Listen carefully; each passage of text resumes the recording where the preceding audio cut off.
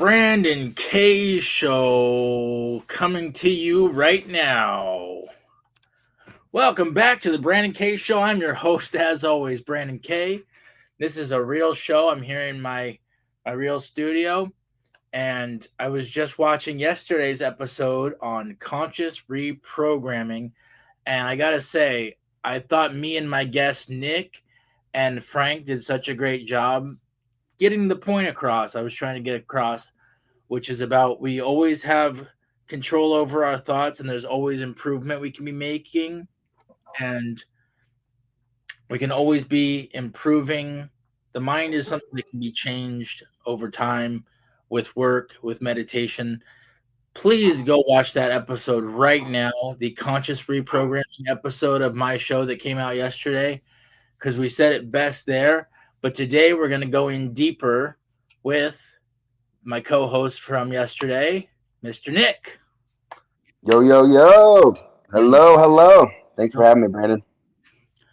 Yeah, so you watched that episode and it came out pretty good. We were even talking about how our minds could even tell us, like, oh, I didn't think I did that great of a job, but when you watch it back, my mind told me, hey, that I did a lot better than I thought I did. That's hilarious, Brandon. Agreed. We're always our worst critics, and I think the filters we look through sometimes aren't fully accurate because we're our harshest critics, So today's episode is gonna be more about conscious reprogramming, more about Nick's story. Before I start asking Nick questions, I'm gonna say that Brandon K Show is sponsored by Giftiply charity wrapping paper, and I even have this neat 30-second ad I'm going to play for you real quick. This wrapping paper is disrupting the industry. Each wrapping paper design tells a story inspired by the missions of our nonprofit partners. We have a diverse set of causes you can support, from childhood cancer research to conservation and animal welfare to LGBTQ plus youth and more. Our paper is sustainable too. We use soy-based inks on 100% recyclable newspaper print for a boutique quality finish. And remember, now every gift can give back with Giftiply. Got to give a shout out to those guys on my episode Charity Chat. I talked with the founders and used promo code BK Show to get 25% off of that eco-friendly wrapping paper. 33% goes to charity. Really cool wrapping paper. Go check it out. All right. I encourage you to go buy some wrapping paper for Christmas, Nick. Dude, that's some pretty dope stuff, and it's a great cause, and I think everyone, hey, you need wrapping paper. Eventually, you're going to run out, so might as well stock up if you don't already have it. For a good cause. Now, conscious reprogramming, what was your takeaway from watching yesterday's episode that we filmed a while back? I think the main takeaway for me with conscious reprogramming is that nothing is absolute. Everything is relative. Everything is always changing in this world and inside us in the way that we perceive things. And that the science behind it is that it's neuroplasticity. If you look that definition up, it truly shows it just means change. It means that things can change. So I just think change is such a good theme for everything. And we feel fixated. The days feel like Groundhog's Day, because we're going to the same job, the same gym, talking to the same boss, to the same spouse, same family, and that tricks our brains into thinking it's the same and that it's nothing's changing or moving. But in reality, everything is always different. We've never been in this moment right now, even though it feels like it's just 5:30 on Monday. Right. Yeah, I kind of feel like we get stuck into a pattern, and then we're like, some part of our brain is like afraid to move past what we know already. So like I could offer you some great opportunity and you're going to be like a little bit afraid to go take on the next challenge, even though it's going to be a great thing, because your brain just has that preconceived fear. Yeah, fears and being stagnant. And I think a lot of it too, I think being open-minded can equate to neuroplasticity as well, because by default, if we're closed-minded, and we think we know everything. Our brains aren't rewiring. It's the same thoughts, which then will lead to the same emotions, which will then lead to the same outcomes. Which is just the same, the same. But in reality, you can change anything. Let's see, what do I got here? Let's see, can you read this? Let's see. Go back a little further, Brandon. Can you just scoot back a tiny little more, and then I can see the whole message? It's, there it is. Your beliefs become your thoughts become your words become your actions become your habits become your values become your destiny. Muhammad Gandhi. That's we some also crazy. On this on the Belief Cycle episode, BEAR. Nick and I did that episode with our friend Roger. That's another one to check out for people who might just be seeing this one for the first time. We're tackling this head on, this idea of how to change the thoughts. Where do we start? Do we start with beliefs? Do we start with energy, emotion? Do we start with action? Do we start with results? It's up to you. First, it's up to you. I mean, that cycle is amazing, and I think the cycle. I love every stage in the bear cycle, and you have to have the belief to really run with the energy and the action and the result. But if you got the energy can come before belief sometimes. Maybe the results, all of a sudden you haven't put in much action, and then you're seeing some result, and that inspires you to put in even more action. But generally speaking, that is how we want to go about things. And when you're so to rewire, the first thing is we need to realize, how can we unlearn a lot of what we have learned by our parents, our society, our friends, pop culture, movies, whatever.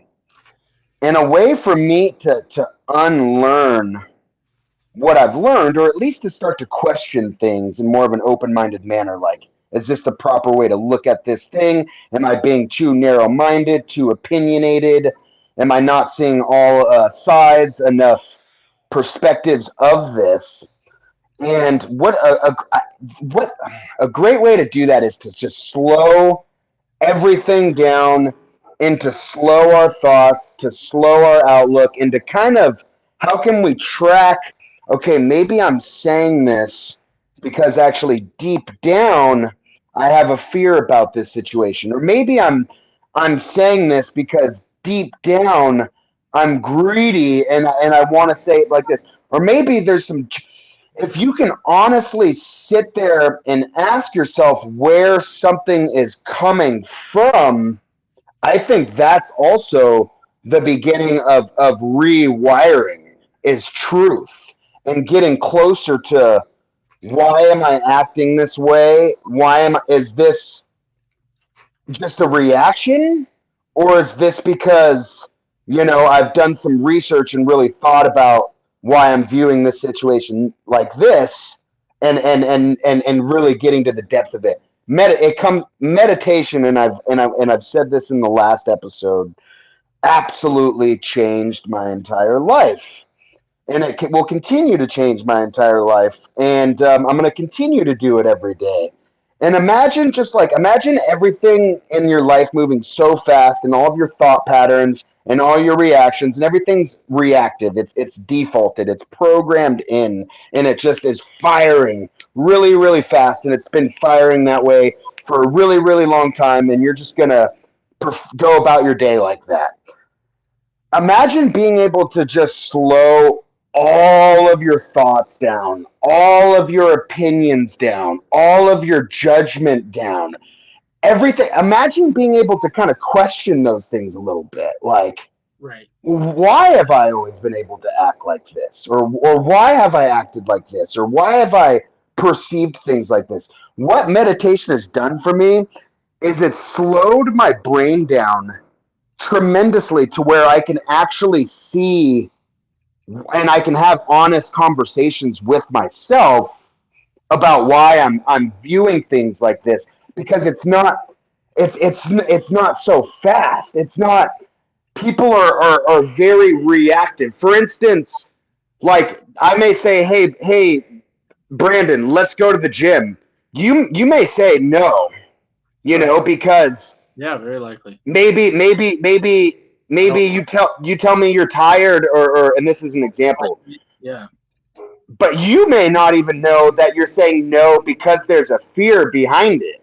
Like that's all of a sudden your subconscious mind is actually dictating your conscious reality, and you're saying no due to something, but there's actually something deeper that's all of a sudden directing your life. And that's where there's a quote that says like your 95% of your life is actually directed by your subconscious. Imagine being able to dive into that and reprogram your consciousness towards more truth and accuracy and things that are more reliable.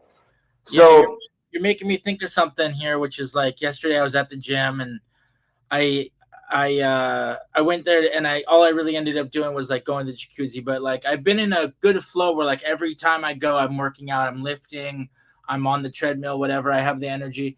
But like lately, when I'm out of the habit, and then I'm like thinking about like I want to go lift, but like my mind's just telling me no, no, no, no, no. I'm wondering like what is it in my brain that like just is it just because I broke the habit, or did some big fear pop up that's like, okay, don't do that anymore or something. And I started off pretty deep, and let's start with like more of a topical level. Absolutely. So they say like after 30 days you can kind of ingrain, or I don't know the opposite of ingrain, or unwind a habit, right? So you can either implement it or deactivate it.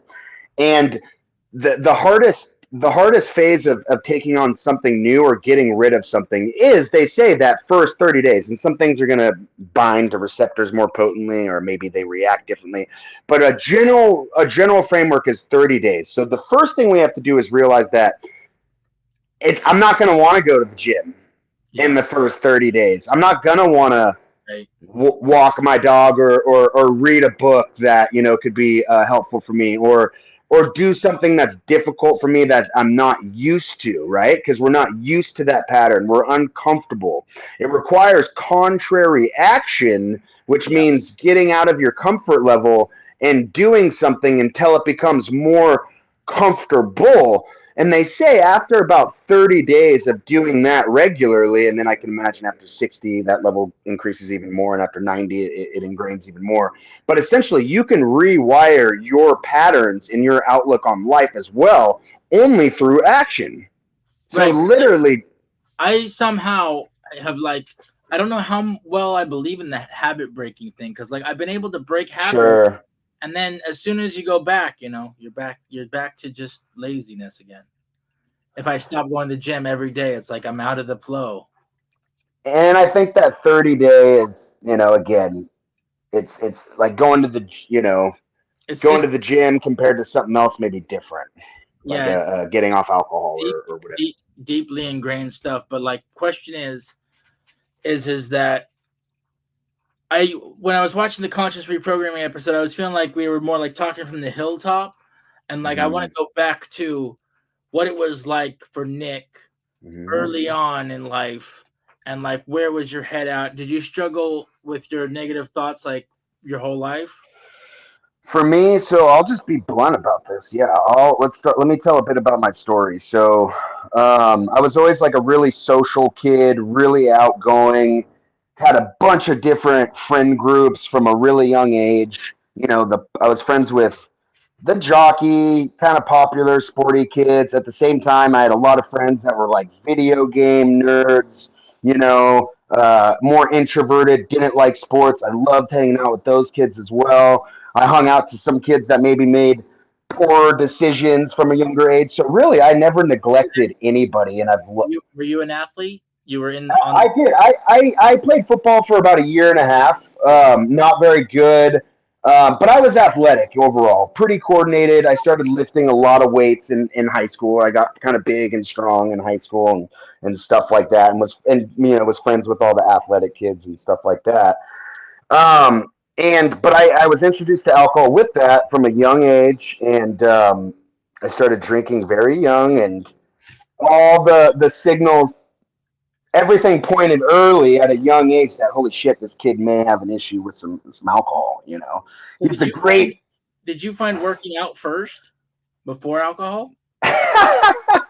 That's hilarious. I've never actually been asked that question before, and I found alcohol first. Okay. But the thing, because I got drunk the first time in middle school, which is pretty Mhm. crazy.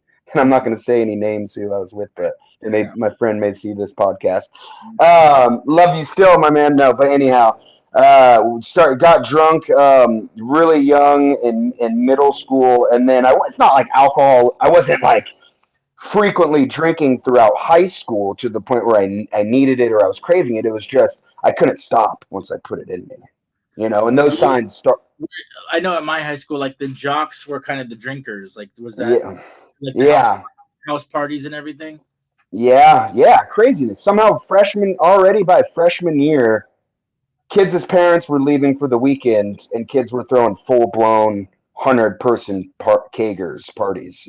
Freshman year. Yeah, ridiculous. So then, you saw the value in working out. So anyhow, alcohol. I essentially Buff? You got real buff early in high school. Were you buff? junior senior year. Yeah, I was like a thicker kid. Like I was stocky and kind of big but strong.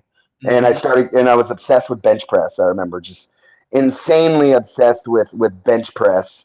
But anyhow, throughout high school, I started partying, and my thoughts were always I wasn't introduced to really depression yet, or like anxiety, or at least just negative thinking at times. When you're young, it's like you just feel like you could just keep going and you're on top of the world, and you throw up, you wake up the next morning, you're fine, whatever. Ended So up continue. it through high school without really hitting a real deep, dark depression or angsty phase, or Not, no, I didn't. No, I definitely did not get depressed in high school, but I was blacking out. I had an excellent reputation aside from drinking. Like Mhm. people loved me. I was so friendly. I was nice. I was humble. I gave everyone the time of the day. People really respected me and liked me. But when I drank, I was like a whole different human being, and those signs showed heavily throughout high school already. Okay. The depression didn't kick, and then also I went into Arizona State University out of high school, which is the biggest party school in the maybe one of them in the world, not just the United States, but maybe even the world. And everyone was kind of laughing, like, "Oh God, like let's see how Nick does when he goes." Nick Oh, plus that's ASU, yeah, or this ASU. doesn't sound good, This doesn't Yeah. sound good, and everyone's foresight was correct. It was not good, and I drank more and got in trouble, and then I got suspended from Arizona State. Um, So you now you're already in college, but did you have negative thoughts? Not yet, No. and I always think about this. Yeah, you were like just the Okay. The depression was starting to become more real because I would get arrested for a public intoxication, or a destruction of property, and then all of a sudden, oh, I'm going to court. I got court now, so then you it's like not. start beating yourself up, kind of like, oh, why am I like this, kind of Like stuff. this is it. Not yeah. Okay, so I think I had already been kind of questioning myself in high school, but I was too young to actually dive in and do anything about it. The FOMO was real. I didn't want to miss out. I felt like if my friends could do it, then I'm also gonna do it. Yeah. Even though they can do it responsibly and not get in trouble and do it like normal human beings, I'm gonna do that. That's my pride and ego, which I didn't even realize I had until I was able to work a spiritual program like a year and a half ago. I literally didn't even know what my pride and ego was. I didn't think I was a prideful human being. I didn't think I was really an egotistical guy either, but it always manifests in its own subtle, sneaky ways. Yeah. But anyhow, no, it started. The depression started kicking up in college, due to drinking, and then opioids were introduced, which is its own little new beast. And then by the time I'm a couple years out of ASU, then the depression's getting real. It's As people kind of get a picture of what alcoholism and addiction look like, you didn't drink because you were depressed or because you had negative thoughts or anything like that. You just drank because you wanted to drink. Dude, nope. I drank to socialize, to party, to have fun. I was overweight as a young kid. I'm sure there was some insecurity, self-esteem there, but the alcohol was in me. Like And then it's just with the addiction, it also wasn't like, oh, I'm trying to escape my whole problems. It was just like I like the effect. it was kind of funny. So drugs were pretty big in my high school amongst certain people. You know, from a young age, you always hear about the kids that are doing the drugs, and particularly OxyContin was a really popular drug in my high school.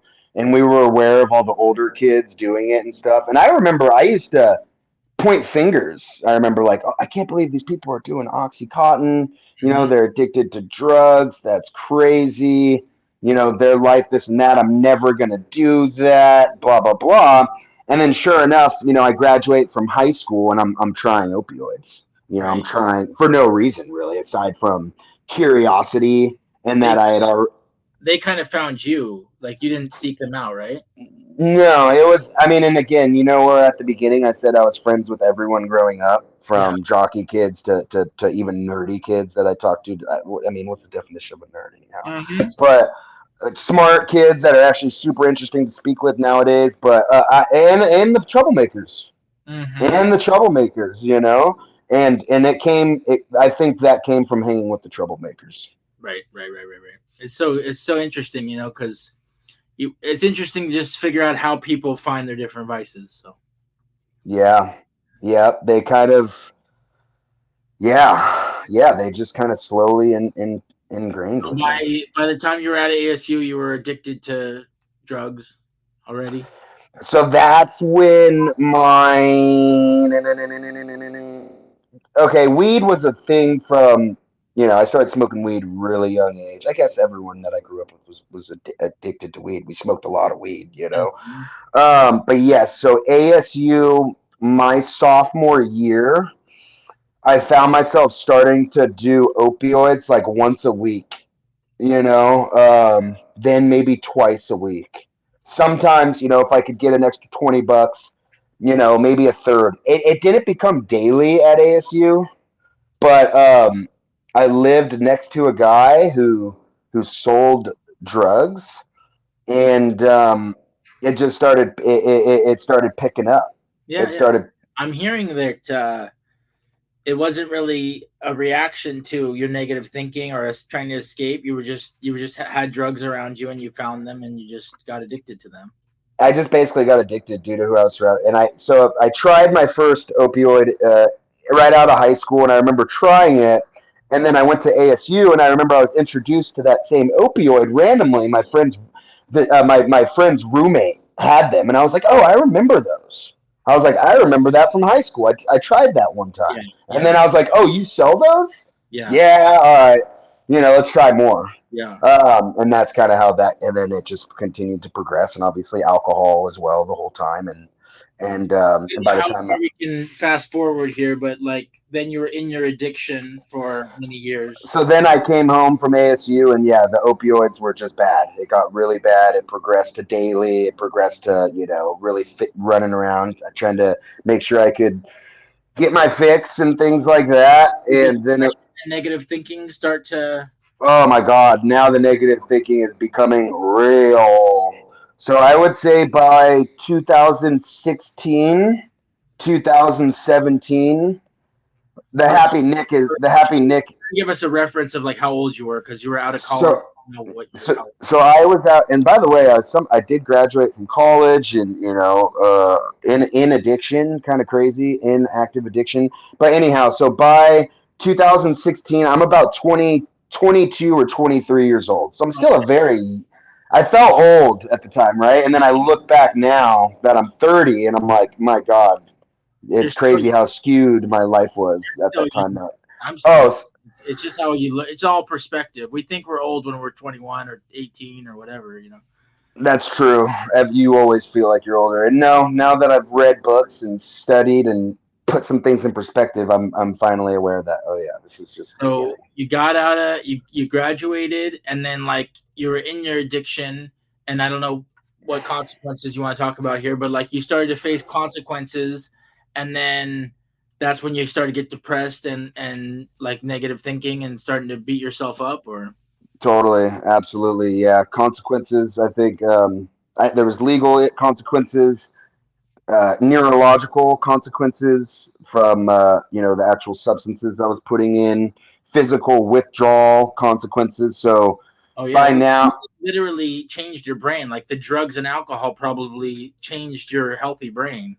they're just changing how I'm viewing society. How I'm looking at things. How I'm. It may sound it absolutely changes a lot. Yeah, I remember always assuming like everyone was like. Anytime I'd see like two people randomly in a parking lot, I'd be like, "Oh, they're definitely meeting up to do drugs." All these false, Right. it's probably just two normal people. But yeah, your way you start to look at things gets skewed a bit. Yeah. And then Absolutely. like with that programming, was that based on like people you were hanging out with, or just things that you came up with in your mind, like about why everybody else was doing drugs? Like how do you think you put that together? Yeah, I've made a lot of excuses through the years, victim mentality or just like, okay, if I could still kind of maintain a little bit and maybe go to the gym a little bit or do this, I'm okay. Or, I remember I would always listen to rap music and like if I heard rappers talk about like, oh, I'm going to sip syrup or I'm like, okay, well, if they're doing it, then I can do it too, or pop culture.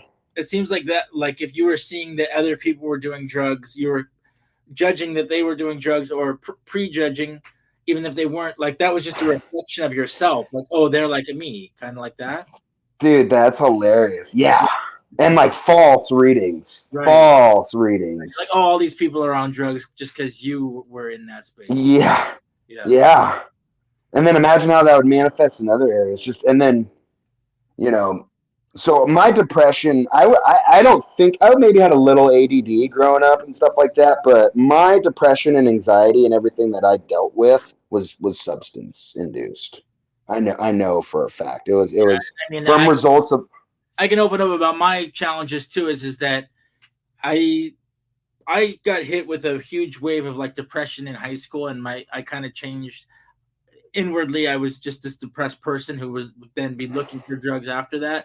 But with the addition of the drugs, it makes them all worse. So then my anxiety got worse, my depression got worse, with my substance abuse.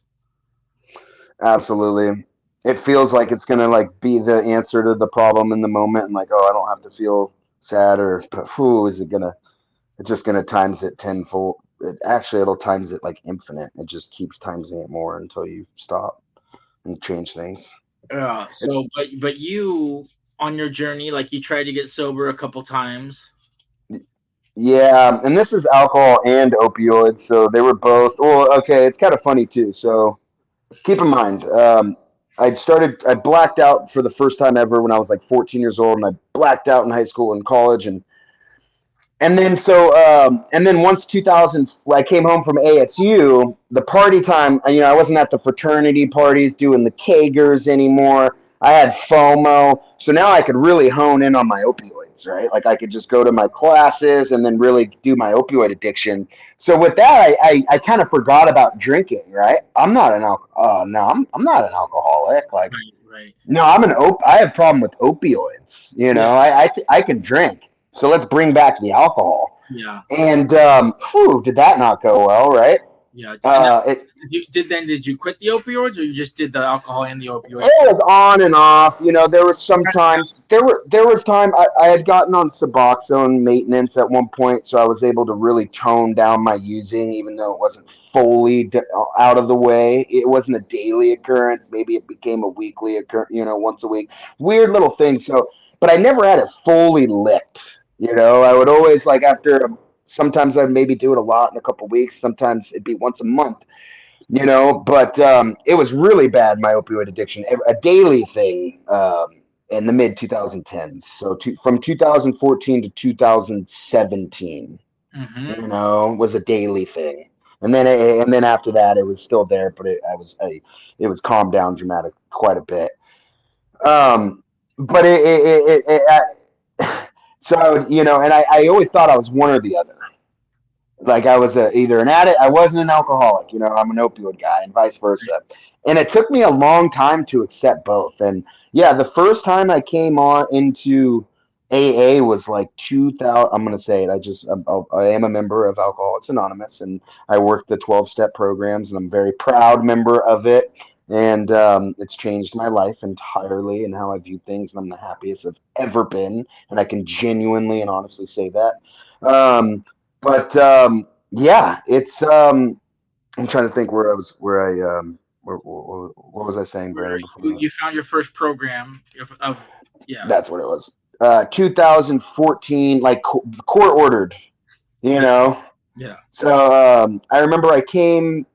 Shout out to Ethan. I'm not even going to say his last name, but he was my first ever sponsor, and you're the man. I hope you're doing well, dude. If you see this, but yeah, he tried to sponsor me in 2014 or 12 or 14. I'd stay around for a couple months. I went out. I'd start drinking and using again, and then I think I came back in 2016. I tried, and then in 2019 I tried, and I would always. I'm not going to say it didn't work. It was my doing always, because there's only three things that a 12-step program recommends, and it's to show up to meetings regularly, to work the spiritual steps of recovery, and to have a sponsor. And I wouldn't do all of those things. I would try to do some of them, and then I would cut out, and I would kind of blame whatever, AA or whatever. But I knew there was something there. Like Well, I was getting some information. Like I knew like it could be done though if on I did it correctly. the topic of like the negative thinking and stuff, like what do you Yeah. think it was when like I even mentioned like, oh, you could find this great thing and it's this whole thing that could reprogram you like a 12-step program or a rehab or whatever. Like why do you think that your mind told you not to go? Is it more just you're so addicted, or do you think it's more like you don't think you're worthy, or fear? It was fear. It was fear. I mean, the early 2010s, I was still kind of young, in my 20s. There was still like I don't know if I'm fully ready to give this type of stuff up yet. was I it the like it. was it the FOMO again? FOMO, yeah. I think with drinking and using, I still had peers that were drinking and using, so I was like jealous that they were able to and I wasn't able to. And I think I just wasn't, maybe I was young, immature, FOMO, fears. I remember I would get scared of the old timers sometimes heavily approaching me, when I was early on in meetings and stuff, and they were just doing it out of the goodness of their heart, trying to look out after me. So there was a few reasons, I would just, yeah, I wasn't fully ready to do it, but I knew when I went, I felt better, and I felt happier, and like I was learning about something that I know was changing a lot of people's lives. But also there was skepticism. I'm not gonna lie. At the beginning, when I would show up to rooms, I was like, "What? People are strange." But with the rewiring, Brandon, I mean, it's just you can go from being okay, well, listen to this. So I was participating in some San Francisco Narcotics Anonymous meetings when I lived in San Francisco a while ago, and there was a gentleman who lived on the streets for 22 years on 16th and Mission and 17th and Mission in the Mission District of San Francisco. He didn't leave like a 1 block radius for, I think he said, like 22 years. And all he did was eat out of trash cans and use his substance of choice. And with that, he had intense schizophrenia, intense anxiety, talking to himself, voices, this, that. This man, since completely clean. I don't know how long he's been clean now. At least a few, 4 or 5 years. All of his teeth are back. He affords his own one-bedroom apartment in San Francisco. Has a girlfriend with stepchildren. Has a job. Works the steps, and he's happy. And when you hear things like this, that's maximum example of rewiring the brain and neuroplasticity Right. through. And I'm not. I truly think you can rewire things just through spiritual principles, Right. which is not even through medication, right? We don't even have to get scientific with it. We could literally use the power of our own brain. Well, we don't And know. We don't know if that guy did medication or not, but no, I don't. But some people, they use medication, and some people like. Point is like a medication might get you on the right track. Changing things up, going to therapy, going to a 12-step program probably might get you on the right track. It's just kind of this idea of conscious reprogramming is just like doing something that you don't want to do, doing something that works for anybody, like, and then sticking to it. I think absolutely. It comes down to doing not what you're wanting to do, contrary action, showing up. And then also, if I think even on a deeper level, if you learn how to if you get really, really good at meditating, it's deeper than just action that changes your brain. So it's that, but it's hard to describe with words. Words are just words. But yeah, absolutely, Yeah, 100%, Brandon. Since we're on the topic of like 12-step groups, like there's so much there. There's so much information, so many steps, so many books, and so many people to help, and like. That obviously helps a lot of people, but like, yeah, you wonder if somebody could just change their whole life just with meditation or just with prayer or just with a simple practice, I know so. I mean, well, for me to go from extreme anxiety, extreme depression, difficulty to even pay attention to a conversation I was in, difficulty to return a phone call, difficulty to take a shower at times, to cook a meal. If I could go from having these negative, just default thoughts, like right first thing I wake up and my eyes open and it's just negativity and it's going to be hard to get through the day and I'm going to have to play defense against myself and I'm barely going to be on offense. If I could go from living like that for over a year to being the happiest that I've ever possibly been, to have an entirely new perspective on life, to have this massive sense of gratitude without anything but spirituality, I'm just so convinced because I did it. I did it. Right. And I was so fucking depressed. But the thing is, I've meditated every single day for 18 months. And I do it for 15, 20 minutes. And I'm not saying this on a boastful way. I'm saying this is the type of work that may be required. And I also pray every single day. And I change my prayers and I find new ones. And I try to find the ones that actually sit the deepest with me. And when one's not sitting, and I've learned to feel that. I can somehow feel it. And then I can switch my prayer and then get even more results. Like these things that don't make sense with words, but you can feel. Right. That's the craziest thing ever. But yeah, meditation changed everything. And I'm convinced that like ancient civilizations and like these gurus and warriors and like all these profound people like Einstein and Gandhi and even like Bill Gates, like they have these contemplation practices where they may not call it meditation, they call it their own thing, but I think it's the practice is all the same. They're spending time with themselves and they're slowing their thoughts down and they're focusing on essentially nothing, and then the side effects of it are just remarkable. Yeah, my story is kind of that, I tried a lot of things. I tried a lot of books and I tried all kinds of different programs and trying to do it or not do it. But like eventually, even after being a couple years sober, it wasn't until I really like made some kind of a distinction in my head that like I'm not my thoughts that really changed things, And that's so big to rewire too, because we're not our thoughts. We're not, the fears and the negativity. We're the observer. We're always observing those thoughts. I mean, if you get into it, like you're the spirit. Some people say like 50%, like, the human is, this is some deep stuff, but things are 50% learned with your brain and environment and, upbringing. And then 50% is just your spirit character, Well, I'm hearing you're going on thing, but like, okay. Like I feel like the spirit can be very clouded in today's society where like our spirit is deep inside, but like we're just taught so much crap that's not correct that like your spirit can't even come through at a certain point if you're taught too much. That that's damn. That was some deep. That was awesome. Like your spirit can't even come through, and You're piled on with bad food, drugs and alcohol, negativity, commercialism, ego. You're just piled on. That's just how I felt in my life. It's like you're just piled on with so much crap that like who is the spirit anymore if you're just like programmed by society, you know? and I didn't even know a spirit existed either. I didn't really believe in it. Like I thought everything was just the brain.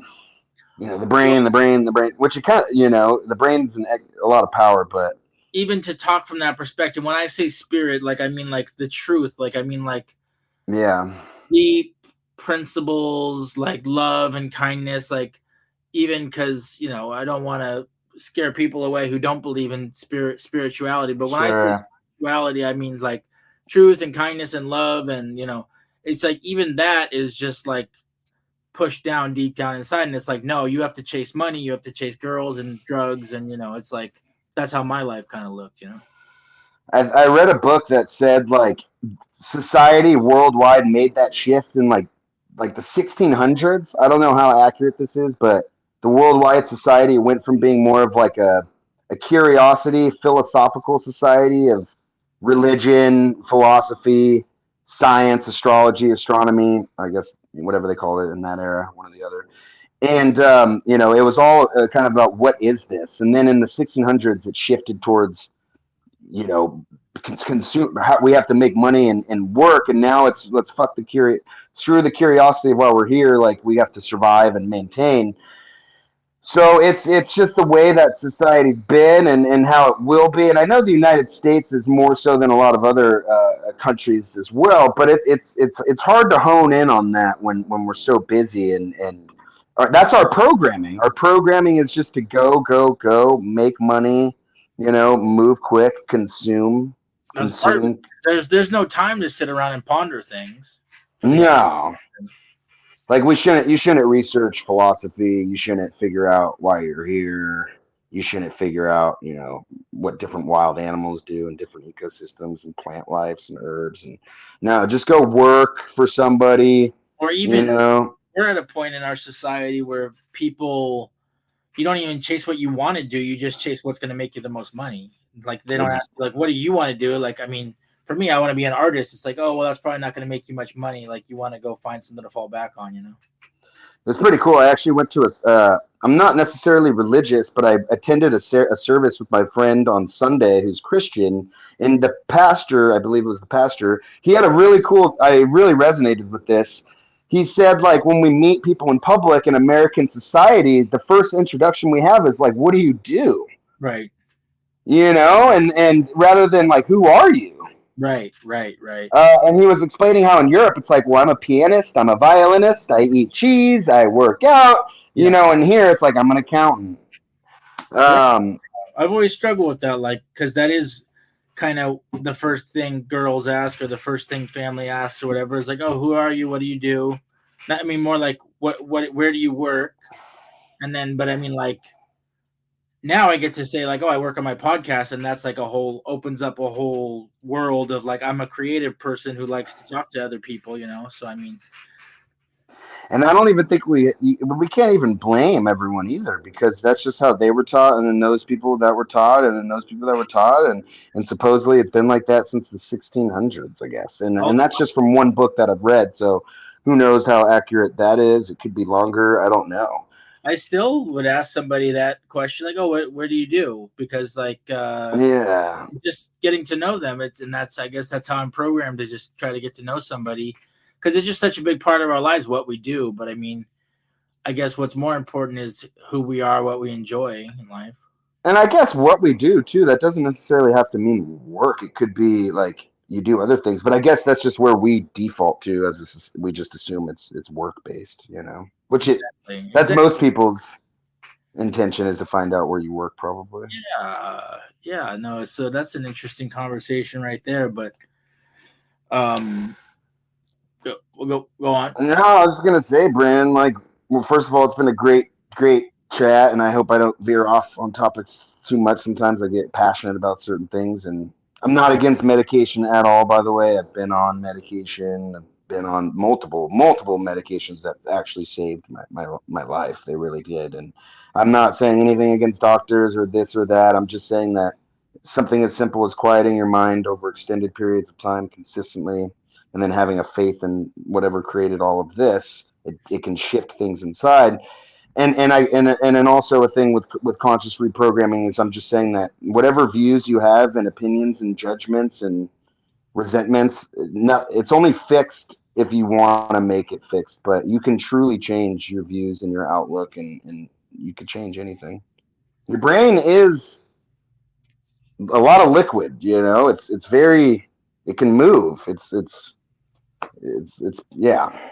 So you can change anything. So you, the meditation, what do they say about meditation? Like, is it like you're able to create more connections by just quieting down the mind for a little while each day, or how does meditation even work? I mean, the first like 2 or 3 weeks of doing it like consistently, I was like, my anxiety kind of went down slightly. Like I felt like my heart rate, and not, I'm not saying while meditating. This happens while meditating, but I'm saying permanently. Right. So I'm at doing it for like a few weeks straight, and then like, okay, that ingrained kind of permanently now. And then after a few months, okay, that kind of ingrained permanently now. And then after 6 months, like, okay, that kind of ingrained permanently now. But it just, the thing is when you pop a pill or take a medication, you feel the relief quite instant. Meditation doesn't really work like that, but it's just what it did is it slowed my thoughts down so much. That includes all the negative thoughts, which then includes anxiety, which then anxiety can lead to stress, or stress can lead to anxiety, and then anxiety can lead to depression. So therefore, all those things start with the thoughts, and those are the roots and the depths of where these negative emotions come from. But if you can get in there and clean that out and slow all of that down, there's something by stopping the function of your brain, like slowing the thoughts down. It can't sabotage you. It can't like self-sabotage as easily anymore over time, over extended amount. This isn't just like you meditate for a week and it works, but over time you're not as anxious anymore. And then when you're not as anxious, things become more truthful. You can get to the truth and the root of things more. Oh, I'm not judging that person as much anymore. I'm not as greedy anymore on this situation. So all of a sudden, it's like if there is a spirit, if it's real, imagine just being able to somehow work on your spirit, like train your spirit. And then if you can train that, if it's real, whatever, and imagine just the side effects that you could have from that. But Well, the thing is, it's not like a quick Western style relief. We like quick relief here. well, that's why it's interesting to try to explain it in a scientific way when really it might be very much a spiritual experience, you know? Well, and you could get into some of the brain scans too with countless doctors. And there's a main neuro scientist out there, the guy who healed his vertebrae discs through meditation or whatever. I don't know. Oh, I was forget his name. Oh, Espinoza. Espinosa? Doctor, Oh, or what's it? Doctor something. Benza? Yeah. Or Wait, what was I know. Well, I know there's Joe Dispenza. Joe I Dispenza? didn't know he Sorry, was a doctor, but Joe Dispenza. Then there was I think he was a psych, maybe not a MD, but he has a doctor's. I yeah, think. yeah. So he's healed his spine. I didn't know that. Yeah, I mean, if and people probably think he's crazy and this and that, but yeah, he. There's a video of him to where he messed his back up so bad to where I think he had countless surgeries and this and that. And he was so deep into meditation to where one day he was meditating and he was like, I'm just going to focus on this part of my spine, focus all my consciousness on Right. this part of my spine. Wow. And then he did that for I think like 6 months or I don't know how many, and he would do it for hours every day. I guess he would meditate and think about that one area of his body for hours, and he would think about restructuring it and healing it. And he was so good at meditating that his focus wasn't even broken. And he said he did that for months through over time, and I don't know how long, but he healed it. And that comes down to like the monks resisting extreme temperatures, or Hoffman method, being able to dive into this ice fucking water that, normal you and I can't do that. Because he's trained his mind. We could, but we're gonna fucking pay the consequence. We can't do it as long as he can. And that's it's your body gets used to things as well. But these people have all somehow, they're able to get into meditative states through breath work and things like that as well. So I just feel like there's slowing the brain down, and then your ideas somehow are better. Your epiphanies and realizations become more frequent. That's what I want to talk to you about too. Is okay. So now you clear out everything in your brain. You clear out all the negative thoughts, and you're meditating all the time. You're more mindful. And then what kind of epiphanies have you had now that the world's not against me? Yeah. That the world's not against me. That I don't always have to be right. I don't always have to win. Things that will change your day to day like none other. Things that'll just absolutely be like, why was I stressing over this? And I was so anxious over that, and spinning my wheels over this. It just makes you more spiritual somehow. There's a direct relation between spirituality and meditation. And there's somehow the results of that. It's the side effects are infinite. And you don't even have to think about completing the side effects. They just start happening. Yeah, I'm thinking of almost like you're coming at things with an open mind and an open channel, but then like you're more able to identify the truth. Like when somebody starts talking about positivity or not trying to control everything or something, you're just like more open to like, oh, that makes sense. And you can see people's bullshit way easier as well. which and that you have to use that, and that doesn't mean to start just blowing off everyone who you think is a bullshitter and to this and that. But it's just you become more conscious of everything, and then if you're more conscious of it, it's a little more accurate and it's more truthful, and therefore if you do that over and over, your results in life are just way better. Yeah, when you talk about seeing other people's bullshit, like it's kind of like identifying patterns of like, okay, this person doesn't have what I want at all, and this is kind of how they act and behave. And they could be like negative and very like limiting beliefs and in fear, limiting beliefs, and and then you're just like, they don't have what I want, and they're not doing what maybe somebody who has what I want spiritually, mentally, a good relationship, or they're sober, or they're have financial success. Like there's so many different ways to measure success, but like you could see that like I just see the certain characteristics of positive characteristics, which is like heroes of mine, like Tony Robbins or Gary Vee or Leo from Actualized, or whoever the case may be, is like they have personality traits that are like, oh, of course they're like that because they're like successful, and that's why they are so nice to other people. They've learned along the line that they can't just treat everybody like crap and be fearful. They've learned how to maneuver in this world. Like emotional, their emotional intelligence is really good. Yeah, because I always thought I had good emotional intelligence, but then I wasn't good with my own or whatever. Yeah, because I heard this because I used to work at a kind of like a multi-level marketing, and they would teach us positive principles and kind of teach us how millionaires carry themselves and stuff.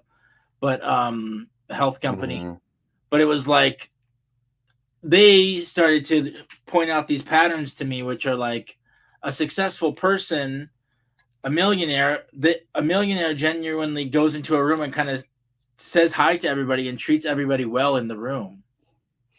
That's an interesting trend, and that makes total sense to me. Like, have you noticed that? If you ever met high level, like the boss of a company, because there can be bosses in the company who are toxic, but like the real high level guys are trying to schmooze everybody and trying to be like on the best terms with everybody.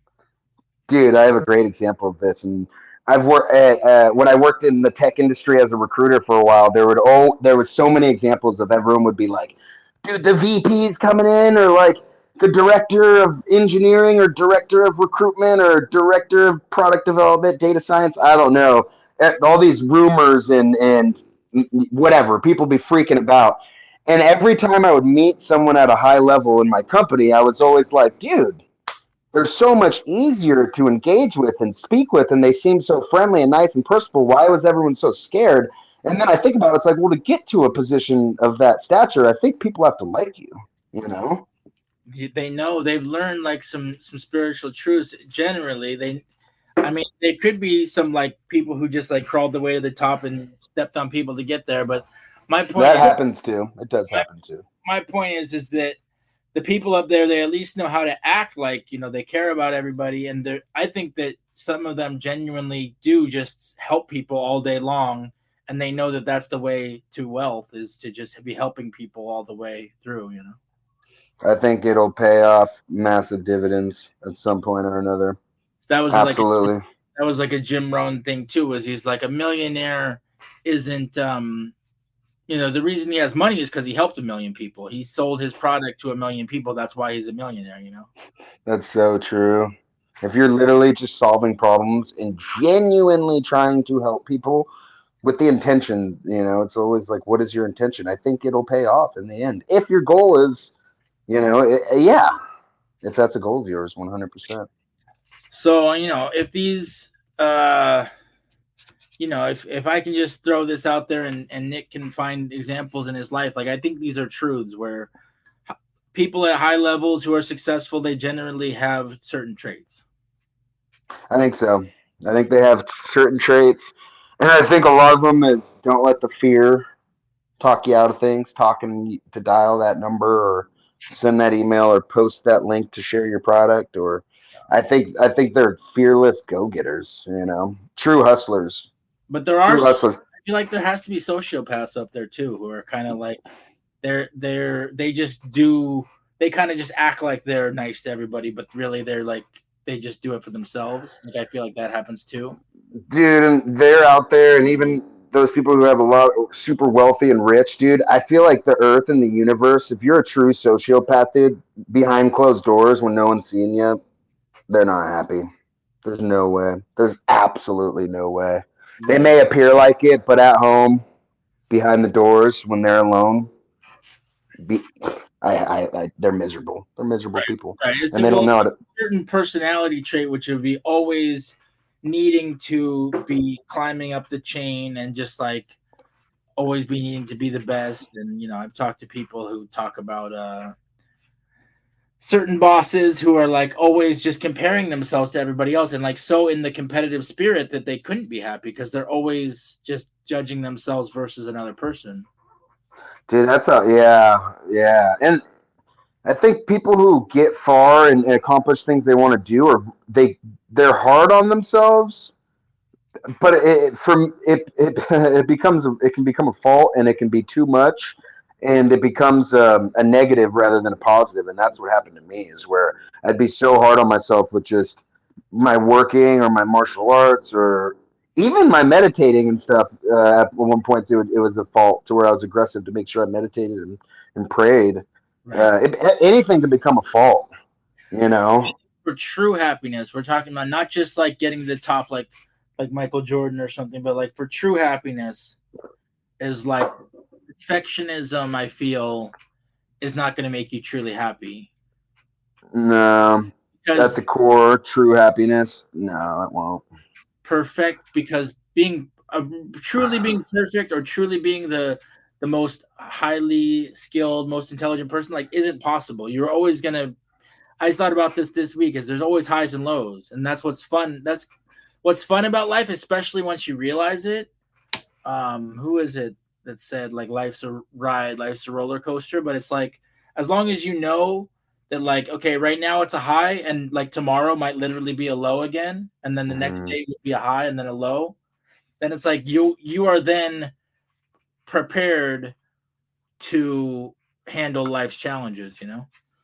I absolutely agree with that, and definitely always There's always ebbs and flows, cause and effect, rhymes and reason, rhythm, principle of rhythm. Don't let it scare you. Don't let it be like, oh well, my happiness is ending and I'm gonna be negative and manifest it necessarily. But yeah, I agree with that. And understanding that is huge. Because you talked about this on the show. Let me try to remember.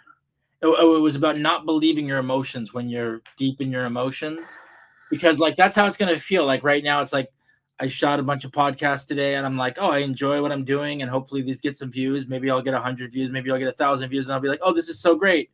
And then it's like the next day, it's like I get no views, and I get some trolls telling me I suck, and then it's like you're down at the bottom You again. don't want to do it Yeah. anymore. So it's like but it's like you just have to be prepared for the ups and the downs. And Tom Hanks said it, but he said like this too shall pass, which means a good time, this too shall pass, a bad time, this too shall pass, and then you just try to stay even keel. Hell yeah. Amen to that. Everything shall pass.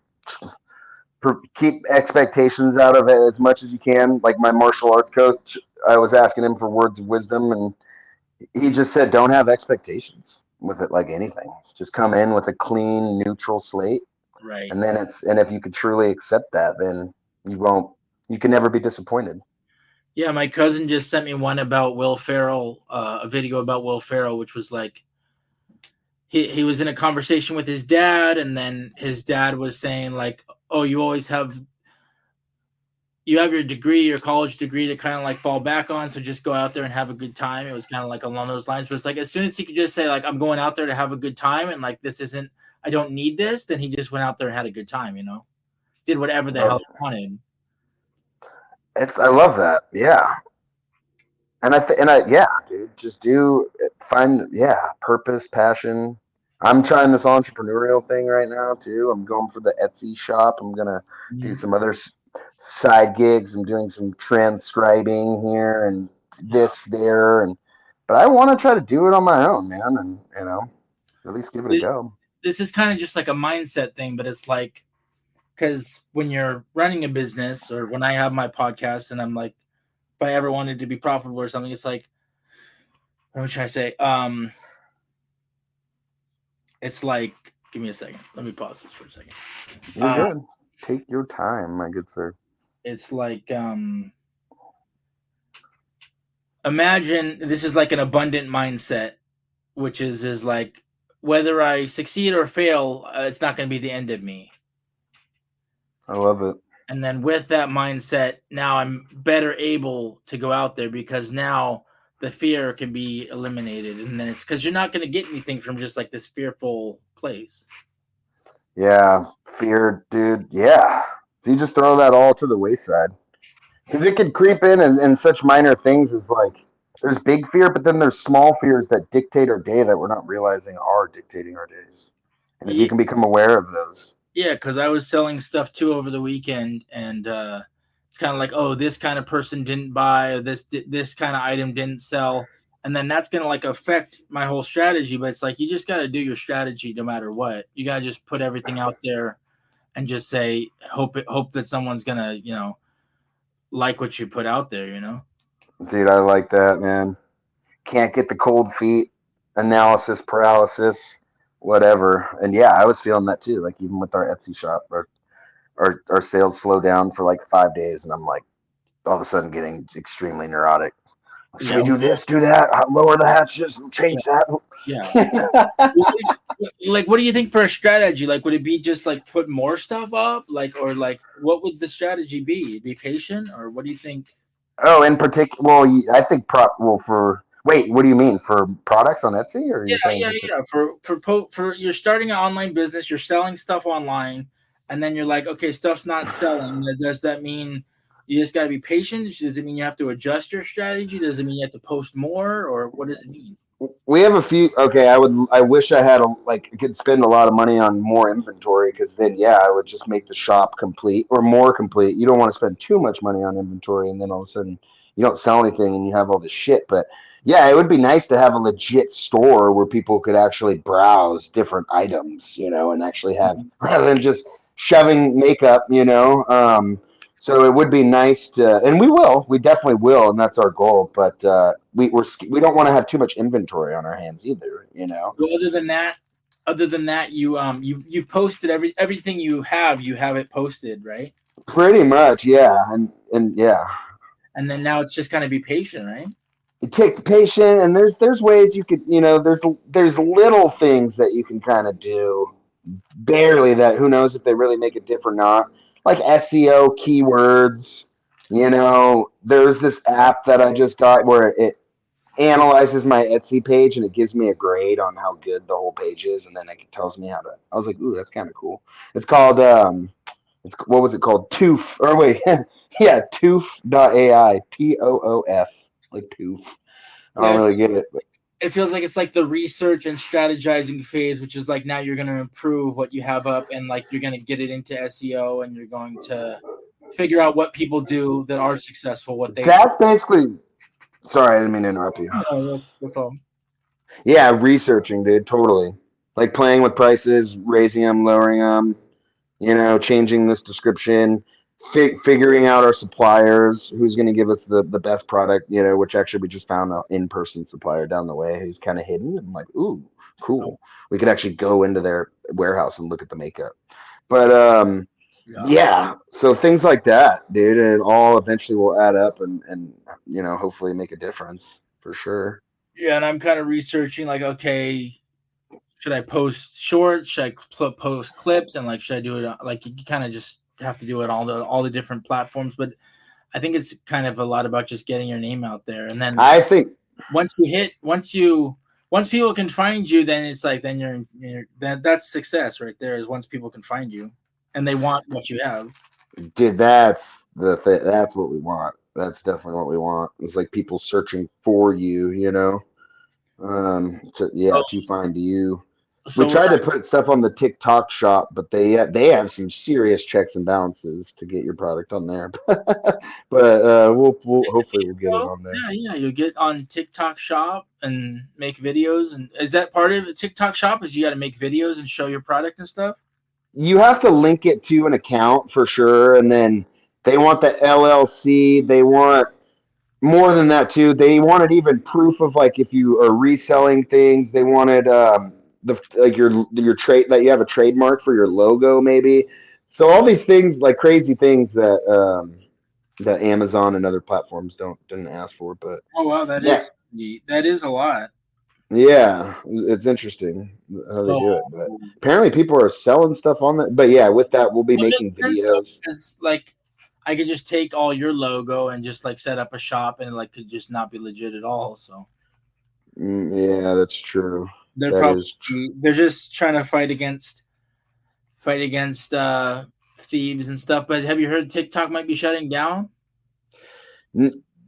No, dude. Is that true? I've been seeing stuff on Instagram that says that there's like legislation passed and they're gonna shut They it. seem shady. I mean, it seems I've been on. I love the app. The algorithm's amazing, and the content that I get to my personal TikTok is pretty damn amazing. Yeah. But I just noticed they were shady when I was, I don't know, shady, whatever. Don't quote me.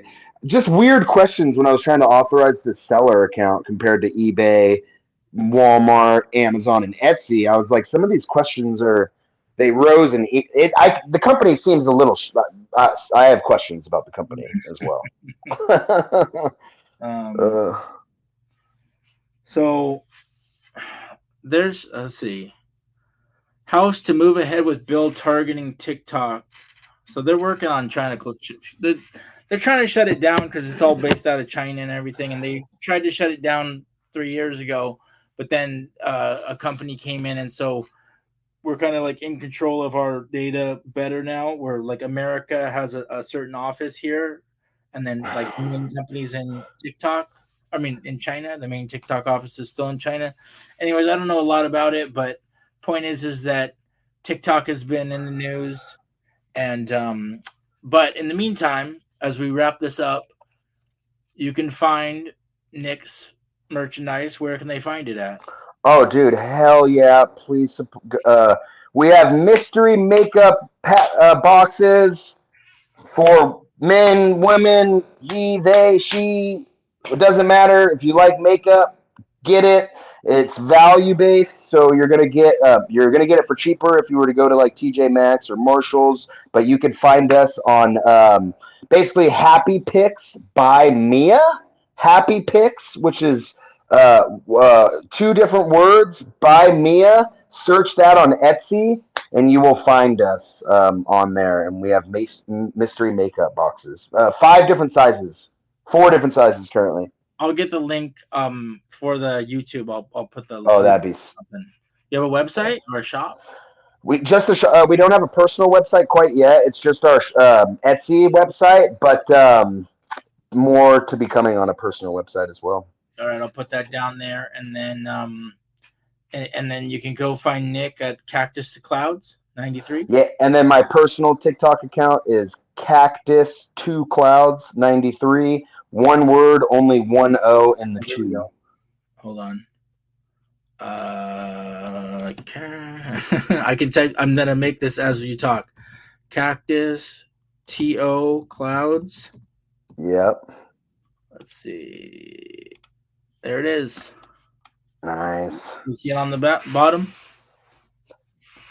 Yes, sir. I do. I can see it. Hell yeah. Yeah, it looks great. It looks awesome. Let's see. What was the other one? It's called Picks to Mia. Picks. Happy Picks by Mia. Did you leave? All right. Well, hold on. He probably got a call or something. No. Oh wait, sorry, Brandon. Give me 1 second. I'm just gonna. I'm not leaving. I'm just closing this window, so it's gonna look like I'm leaving. Happy Picks by Mia. You can find Nick here. I'm doing a lot of plugs here at the end. I also want to say that you want to check out our episodes, Conscious Reprogramming. We really went deep on that one. We went real deep on this one, but that one, we really covered a lot of ground. And the BEAR Belief Cycle episode with Roger is really, really good. I'm going to keep banging my drum. I got a desire to inspire. I want people to take conscious reprogramming seriously, take mindfulness seriously, because, even if it's one person or 5 people, you start reaching out to other people and everybody, pretty soon we all start waking up. Collective consciousness, wake up, shift towards more of a collective society, and that absolutely. And I can say from somebody who's kind of been waking up the last couple of years is like you start to see all these other people who are awake, like the Tony Robbinses and the Napoleon Hills, and you're like, oh, these people have been banging their drums since the 30s, but like, why hasn't their message reached everybody yet? Good point. It's a damn good point. Yeah. I don't need to get it. Yeah, I don't know. Hopefully it comes. It may be coming, dude. It may be coming slowly but surely. And we get to make our own reality. So no matter what, we get to surround ourselves with conscious people to the best of our ability. Amen to that, man. Amen to that. So with that, I'm going to end it with this. And thank you, Nick, for joining us. We'll see you next time. Thanks, Brandon. You the man. Later, bro.